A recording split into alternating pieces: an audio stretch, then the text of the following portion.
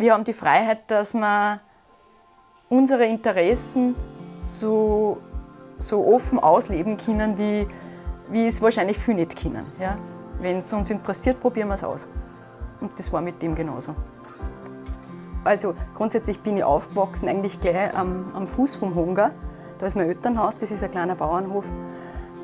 Wir sind 5 Geschwister und habe relativ jung, also mit 20 Jahren, bin ich da raufgekommen. Habe dann gleich einmal 3 Kinder bekommen und wir haben die Gast- und Landwirtschaft dann von meiner Schwiegermutter übernommen. Angefangen hat das mit einer Flaschenbierhandlung. So ein Stückchen weiter unten war da das Wohnhaus noch und mein Schwiegervater hat dann herum das Gasthaus gebaut und hat sich dann immer wieder erweitert. Einfach auch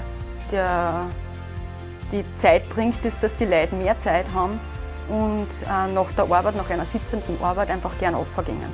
Wir haben vor 3 Jahren dann angefangen, dass wir so eine kleine Almhütten vermieten. Das hat uns recht gut gefallen. Es sind wirklich liebe, lustige, interessante Leute gekommen. Wir haben Gäste fast aus der ganzen Welt inzwischen. Also, es ist vielleicht ein bisschen übertrieben, aber es waren indische Luxemburger da, es waren Schotten da, es waren Dänen da. Sie bleiben bei uns im Sommer eine Woche, das ist auch der Mindestaufenthalt. Manche bleiben auch gern 2 Wochen zum richtig Abschalten. Das besondere Feedback, das wir kriegen, ist sehr unterschiedlich. Also wir lernen unsere Heimat neu kennen. Was ihnen die Leute gefällt, das ist recht unterschiedlich. Und das, was ihnen auch noch besonders gut gefällt, ist auch die Ruhe einfach. Das, was ich finde, dass es bei uns rundherum gibt, das sind typische Strudeln. Apfelstrudel und Topfenstrudel in alle verschiedenen Teigvarianten auch. Das, was wir noch machen, ist ein Fleischstrudel, das ist eine Einlage in der Rindsuppe. Das ist eine super Restelverwertung. Aber ja, ich finde, dass ein Strudel oder eben Knödel bei uns ganz fest verankert ist. Wir sind eigentlich mit dem, so wie wir es jetzt leben, ganz zufrieden.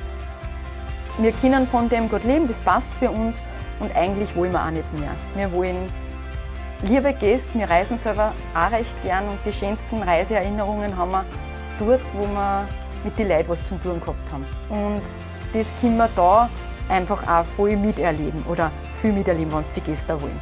Und das haben wir da auch immer wieder, dass wir ganz liebe Leute kennengelernt haben und so ein bisschen einen Einblick in ihr Leben gekriegt haben. Genau. Das ist schon ein großer Motivator auch. Ja, dass du die Welt herholst.